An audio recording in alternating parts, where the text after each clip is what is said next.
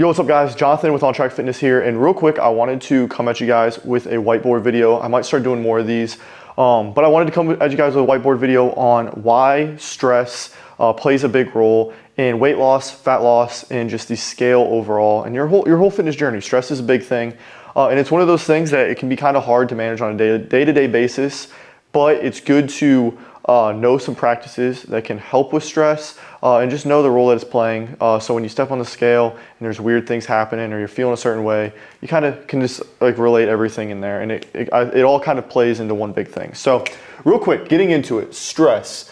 What stress literally does in your body is it raises your cortisol levels. So hopefully you guys can see this on the whiteboard, but stress is cortisol.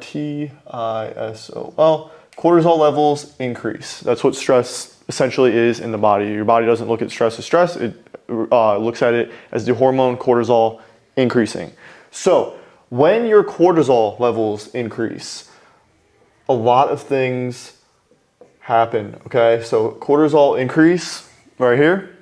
With that, inflammation increases. That's one big one. Inflammation, sorry for my sloppy handwriting. With an increase in inflammation, the scale will go up. But is the scale going up because you're gaining fat? No. It's going up because you're gaining water weight, right? So inflammation, I always like to reference to this with clients is like inflammation is kind of like your body, your muscles, or your body as a whole becomes like a sponge. It holds on to water a little bit more.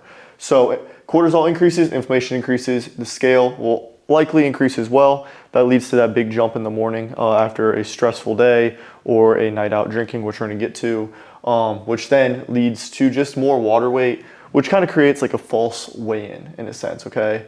But along with that, inflammation is the big thing, but stress also decreases your quality of sleep. Sleep quality. So sleep quality matters a lot, right? Because you could sleep for 9 hours a night, and if your sleep quality sucks, you're gonna wake up feeling extremely tired. On the flip side, you could sleep for 6 hours with extremely good sleep quality and feel amazing when you wake up. The things you wanna look at when it comes to sleep quality are REM sleep. So if you have a fitness tracker, it will track all of this, but REM sleep and deep sleep, okay? These are two things that you wanna shoot for. Over an hour is a minimal side. I think closer to an hour and a half of each would be ideal, but the way to look at it is REM is mental, deep is physical. If you're not getting those two things in, it's going to lead to more inflammation, especially if you don't get enough deep sleep in. And it will also lead to a few other things. So sleep quality decreases with stress going up, but along with sleep quality decreasing, again, hopefully you can see this, hopefully the marker's showing through on the screen, but with sleep quality decreasing, it's also going to lead to lower performance in the gym. I'm just gonna put performance gym, performance really in every single aspect as well. But along with the lower performance in the gym, lower sleep quality leads to an increase in hunger hormones, okay? So you have leptin and ghrelin, and those two kind of regulate hunger in good and bad ways, right?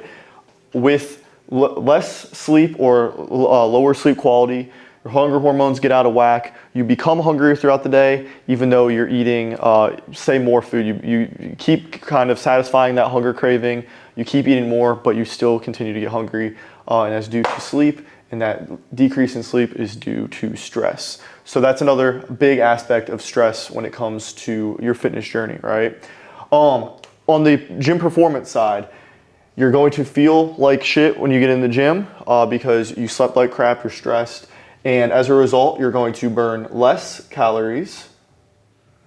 You're going to lift lighter, like you're not gonna be able to hit the same amount of PRs, which contributes to less calories as well. In a lot of instances, you'll need longer rest, you'll burn out quicker, you just mentally won't kind of be in it. But then along with that, all of these things are going to go into recovery, which is just as important as everything else in your fitness journey. If you're not recovering, you're not going to be seeing the results you want. In fact, you could actually go backwards in a lot of instances. So recovery is going to tank with all these things happening. With that, you're going to lead to yourself, or performance is going to go down still.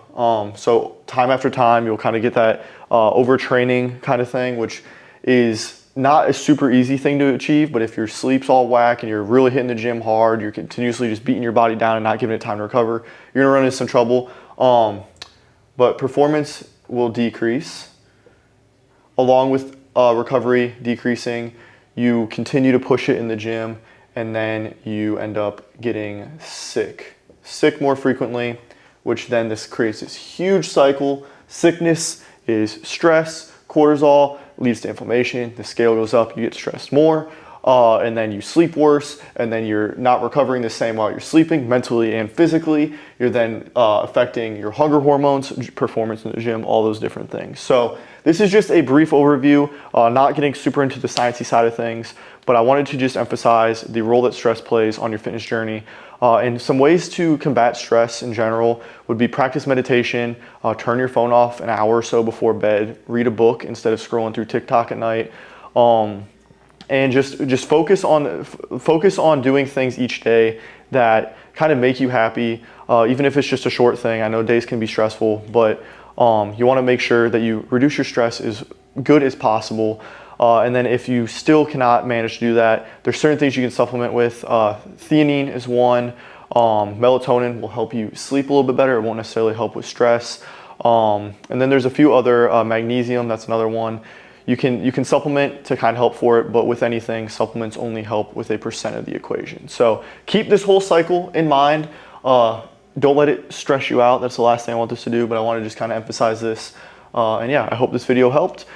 Keep an eye out for more of these on the channel here soon. I want to kind of get more into the longer form education style of things. So thank you for watching. Make sure to subscribe if you have not already, and I will talk to you guys in the next one.